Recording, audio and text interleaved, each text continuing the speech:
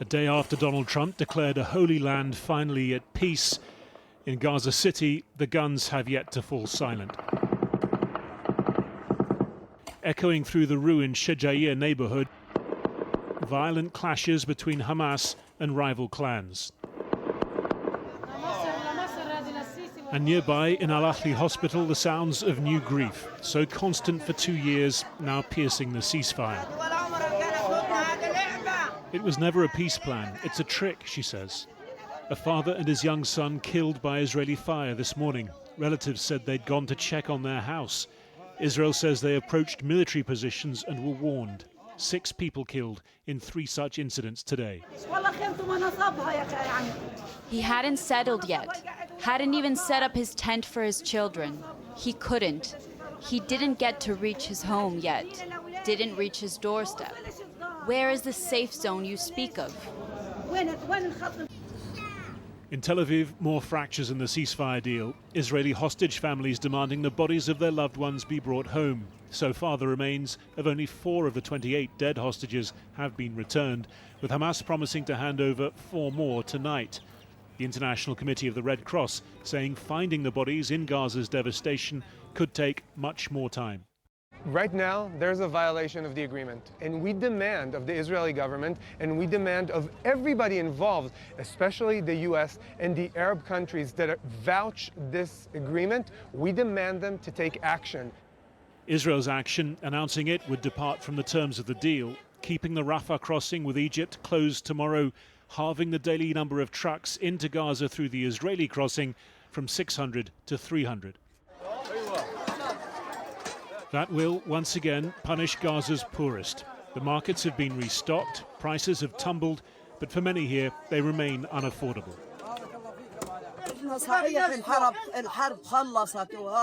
It's true the war has stopped, but we're still living in famine. We can't manage our lives, there's no work, no movement. All the houses are destroyed, the factories are gone. There isn't a single source we can depend on to survive. In the House of Commons today, the Prime Minister called for all aid restrictions to be lifted and again offered UK support in rebuilding Gaza and disarming Hamas. We stand ready to play a full role in the decommissioning of Hamas weapons and capability. Because, as this House knows, there can be no viable future for Gaza, no security for Israel, if Hamas can still threaten bloodshed and terror. Yesterday, President Trump said Hamas had approval to impose internal security for a period of time. But already that has included street executions and gun battles with rival groups. Since day one of the Israeli withdrawal, Hamas has started attacking families, some of whom have nothing to do with the Israeli collaboration whatsoever, some of whom actually have rejected clearly to work with the Israelis to the extent that Israel had bombed their leaders. And the reality is, the more Hamas creates facts on the ground, the harder it will be for phase 2 to force Hamas to do anything unless war is resumed. Tonight, President Trump posted that the job was not yet done. Phase 2 begins now, he said. How, though, he expects his 20-point plan to be imposed on Gaza's fast-shifting reality yet to emerge. Harry Fawcett reporting. Well, Ambassador Hossam Zaki is Assistant Secretary General of the Arab League and a long-standing Egyptian diplomat. He joins me now from Cairo. Ambassador, thanks for coming on the programme. When you look at the scenes in Gaza today, and and there's been more fighting between Hamas and Palestinian gangs, and the IDF has killed 7 people with a drone strike, are you worried that this fragile ceasefire might collapse? Well, frankly, yes, I am, of course. The scenes that we've been witnessing and statements coming out of both sides, I think, are not very conducive to the completion of phase 1 as everybody has envisaged them in the past few days. So it is worrying. I hope cooler heads prevail. I hope wisdom prevails on the part of the Palestinians, on the part of Hamas, and also on the part of Israel. Some of the things that are in phase 1 are very tricky, difficult to obtain immediately, such as the remains of bodies. Sure. But it is but if there is a commitment and if there is action in good faith, I think we can get to the completion of phase one successfully. But it takes a lot of work, and it takes a lot of intervention from the part of the mediators. As you would have heard, President Trump has sort of jumped the gun, so to speak, by saying that phase two starts now, as phase one is still very much in peril. Just on the phase one thing, I mean, Hamas has been very clear. They won't disarm. They've said, not just at the weekend, but again today. They've been fighting pitched battles with Palestinian gangs, many of which are armed by the Israelis. They have been executing so-called collaborators in the middle of the street in front of the cameras. I mean, none of this bodes very well, doesn't it? True, but also we have to take everything into the proper context. The lawlessness, the state of lawlessness that exists in the Gaza Strip right now is unprecedented, and it has been created, might I add, on purpose by the Israeli authorities, by the Israeli army, because this is where it wants to put the population of Gaza in a complete lawlessness situation, and it is frankly something that no one can live through. People can live through famine, believe you me, but lawlessness is very difficult. So it's a very fragile phase. About the weapons of Hamas, that does not belong to phase one. I think there will be proper work done on this issue, albeit, yes, that Hamas leaders are giving harsh statements in this regard. But I think there is proper work to be done, and the mediators are working on that, or probably are going to be working very soon. But if Hamas doesn't want to give up its weapons, and so far show no indication that it will, I mean, who would want to put their peacekeeping soldiers into the chaos and the confusion of Gaza? You know, would Egypt like to see its soldiers in there, or Turkey, or Qatar, or the Saudis? I mean, can you imagine that? A great question. Of course, it's very difficult for any country to put its soldiers in a situation like that, definitely. And might I add, the Israeli army is still in Gaza Strip. It did not withdraw, and it is keeping its withdrawal plans very unknown, very secretive. Nobody really knows what to expect out of the Israeli side on the withdrawal point. So it is a very difficult situation. But those countries that may contribute to such a force have the political will to do so. We need to work out. They need to work out some of the points, but it is doable. It's not impossible. Okay, Ambassador Hossam Zaki in Cairo, thank you very much indeed. Thank you. As we heard earlier, Keir Starmer spoke to the Commons today about the ceasefire in Gaza. Joining me now is Emily Thornberry, Labour MP and chair of the Commons Foreign Affairs Committee. Emily Thornberry, it's good to have you on the programme. I don't know if you heard the ambassador's interview just now, but he was quite sceptical that phase one was going to actually complete and be successful. I just wonder if you take a broader picture, as you can, from your purview, do you think that the real problem here is that we could return to October the 6th, 2023, you know, in the next couple of weeks or months? I mean, I agree with the ambassador that it's hard, but that it's doable, and we have to hope. We can't if we don't continue with this peace process, if we don't continue to change things, to make agreements, for the negotiators to continue to move forward, then yes, it will fall apart. At the moment, it's just a ceasefire. It's not a peace. And so the process has to continue, and there has to continue to be political agreement. And so the sides need to work together, and we need to be able to find where there is goodwill and work on that. It's very early days. The scenes are horrible. But at least, you know, the most of the killing at least has stopped. The hostages are free. You know, there are bodies, many bodies under the rubble, presumably, Israeli bodies and many, many Gazans too. And that may well take a while to clear up. But in the meantime, we cannot allow there to be, aid being stopped once more. At the very least, the people of Gaza need food.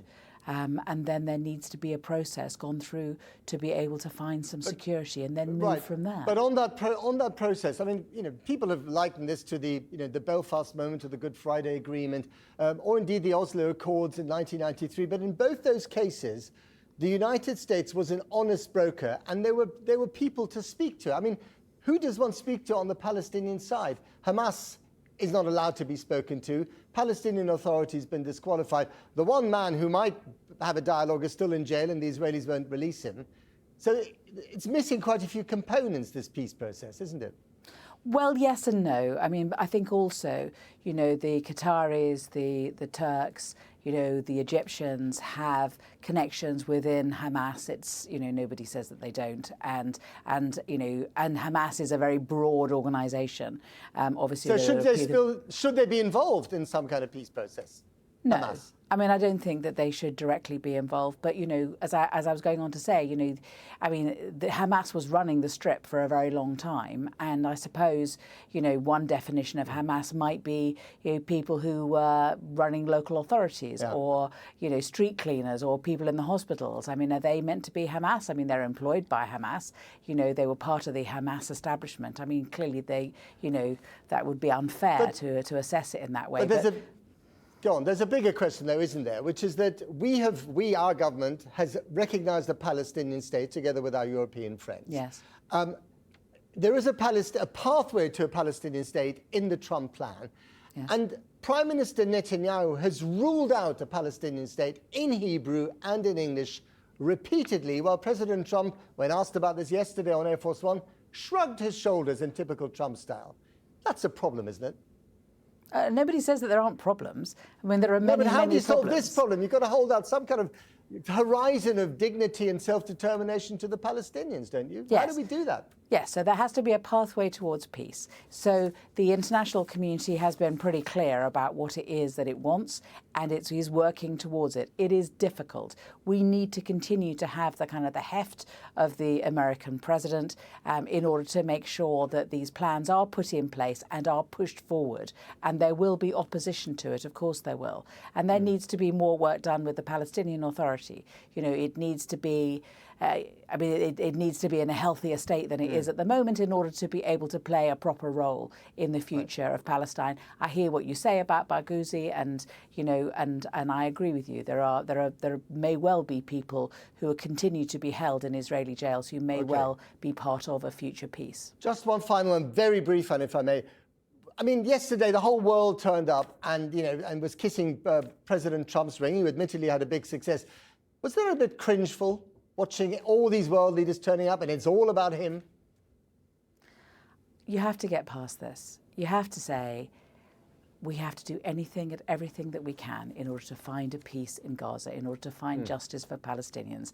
And frankly, we do whatever we can in order to make sure and keep an eye all the time on the goal, which is at last there must be peace in the Middle East, and we must throw everything we can at it. We might fail, but you never know, we might succeed.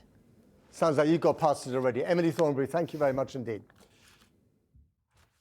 Now, the relief in Israel at the return of the living hostages is tempered not only by Hamas's failure to return the dead, but also anxiety about some of the people being let out of Israeli prisons under the terms of the ceasefire deal.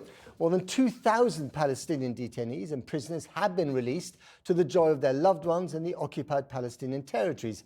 Many of them have been held without charge for months, but some 250 prisoners are walking free after being convicted of offences, including murder and carrying out deadly attacks on Israel. Here's our Foreign Affairs correspondent, Porrick O'Brien. Across the Palestinian refugee camp of Adeshe, Bethlehem, plaques memorialise prisoners. Freedom fighters for Palestinians, terrorists for Israelis. This is Mahmoud Sarahne, and this is his family. Hands up if you've never actually seen or met Mahmoud. That's because he spent 23 years in an Israeli prison, handed down multiple life sentences by an Israeli court. He was among the hundreds of Palestinian detainees released yesterday. 154 of them were deported to Egypt. This is them arriving in Cairo. Their offences deemed so serious by Israel, they had to be sent abroad as part of the deal. This family story, in other words, is a complicated one. 3 days ago, while we were interviewing Mohammed Sarachne, by chance his brother Mahmoud called from prison to tell the family that he would soon be released. كنا مشتاقين إلك، إحنا اللي مشتاقين إلك. Sarachne had also called his sister Sarah from prison. She rushed over from next door. In Israel, they won't be crying tears of joy at his release. Earlier, 2 Israelis died after a Palestinian suicide bomber blew herself up. In the early 2000s, Mahmoud Sarachne was convicted in an Israeli court for his role in organising a series of suicide bombings during the Second Intifada. An explosion at the entrance of a supermarket in Jerusalem, for example. 2 people were killed. Hamas claimed responsibility. I asked Mahmoud Sarachne's family about this incident. There will be families in Israel who hold him responsible for the deaths of their loved ones, and they will be crying for a different reason today. Do you understand that, or do you sympathize with them? إحنا المظلومين في النهاية. إحنا اللي مظلومين. بس هذا هو الجواب مش أكثر. إحنا شعب مظلوم. والله شعب مظلوم. إحنا يعني على مستوى عائلتنا وبيتنا إحنا لا بنعرف ننام ولا نعرف يعني بتنام بيجي الجيش بيخلع الباب عليك. One of the people who died at the supermarket bombing in 2002, security guard Haim Smader. He confronted the bomber and stopped her from entering. Nati Smader is Haim's son. I met him yesterday. Mahmoud Sarachne and others involved in that plot will be released today. How are you feeling? קשה מאוד, במיוחד שזה מחבל אחד מתוך 4, או אחד מתוך 4 שמשתחרר. הראשון כבר השתחרר בינואר, ובעקבות השחרור כל העצבים וכל הרגשות עלו לי למעלה. אני קרסתי, הייתי חודש שלם במיטה. I asked whether it was possible that the decision to exchange hostages for detainees could be wrong for him, but right for everyone else. But do you think it's the right decision for the world or not? ממש לא, ממש לא. For the 23 years that Mahmoud Sarachne has been in prison, the IDF has subjected his family to a rolling program of harassment. Both of Mohammed's sons have spent the last 2 years in Israeli detention without being charged, along with hundreds of others. The house turned upside down by soldiers when they were taken. Their sister, Sarah. Sarah, how many people that you know are in administrative detention? كل واحد في المخيم عنده أسير أو شهيد، ما في دار بتخلى من شهيد أو أسير أو حزن، المهم يكون في حزن في كل بيت فلسطيني. It's almost humanly impossible to see a way through the kind of pain these people have experienced, let alone see a way through the conflict that caused it. Which is why it would take a unique kind of political leader to show the path rather than weaponize the pain.